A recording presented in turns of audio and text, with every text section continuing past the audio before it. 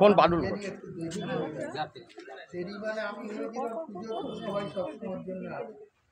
কিন্তু আমাদের মধ্যমগ্রাম বিধানসভার যে ভৌগোলিক অবস্থা, ওদিকে আমাদের ময়না এসপি অফিস থেকে শুরু করে চণ্ডীগড় রোডটা স্বাভাবিকভাবে মধ্যমগ্রাম মাঝখানে মিউনিসিপ্যালিটি। আমি চেষ্টা করেছিলাম, বলছিলাম 9:30 মনে হচ্ছে আসবো, যেটা 11:30 হয়ে যাচ্ছে। আমি আপনাদের কাছে প্রথমে ক্ষমা চেয়ে নিচ্ছি যে দেরিতে আসার জন্য।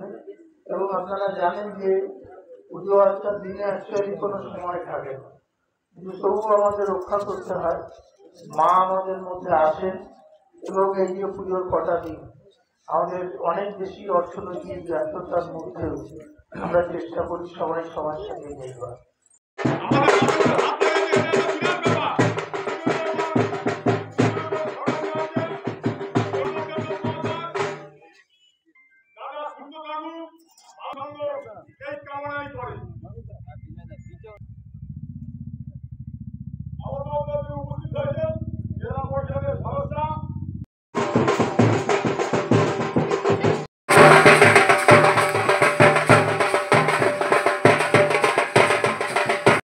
আমাদের কাছে থাকবে না তো যাবে না কোথায়? তার ওয়ার্ড, তার আয়ত্ত এলাকার মধ্যে, এটা তো আমাদের গর্ব। তারপর আমরা পাবো, এটা তো আমাদের জানি আসবেই।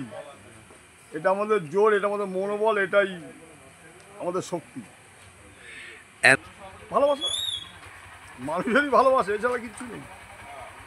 ভালোবাসার জন্যই রয়েছে, তারপর তো আমরা কিনে রেখে দিই বসে নেই, ভালোবাসার জন্য।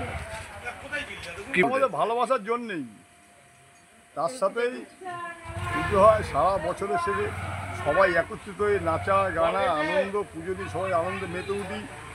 শারদ উৎসব মানে জাতি ধর্ম বর্ণ নির্বিশেষে সকলের উৎসব। সেই জায়গাটা এটাই একটা সারা বছর অপেক্ষা। আপনার নাম? আমার হচ্ছে মধু মুখার্জি। মা আগামীকাল থেকে পুজো, মহাষষ্ঠী পঞ্চমীর পুণ্যতিথিতে আজকে সকলেই চেষ্টা করেছেন যারা দ্বারোদ্ঘাটন করতে চান। আমি এখানকার বিধায়ক হিসেবে আমায় আমন্ত্রণ জানিয়েছিল, আমি নিজেই আসতে দেরি করেছি, তার জন্য আমি নিজে লজ্জিত এবং দুঃখিত যে অনেক মানুষ এখানে আরও হয়তো ছিলেন, তাদের সাথে দেখা হলো না। এবং এইখানে যাদের আমরা উপস্থিত পেলাম তাদের সঙ্গে একত্রিত করে, আর আপনাদের মাধ্যমে যেসব নাগরিকরা এই মুহূর্তে উপস্থিত নেই তাদের কাছে আমি আন্তরিকভাবে দুঃখ প্রকাশ করে কৃতজ্ঞতা জানাই যে আপনারা অভিনন্দনযোগ্য, আপনারা এতক্ষণ ছিলেন এবং থেকে এই পুজোটা যাতে মাধব আছে, মমতা আছে, সাকিব আছে, এরা সবাই আছে, এই পুজোটা যাতে ভালো হয়, আরও বেশি মানুষের কাছে ভালো করে আত্মপ্রকাশ করতে পারে, সেই জন্য আমি নিজে গর্বিত। এবং আমি ব্যক্তিগতভাবে মনে করি যে এলাকার মানুষরা ভালোবাসেন বলেই আমরা আছি। Thank you.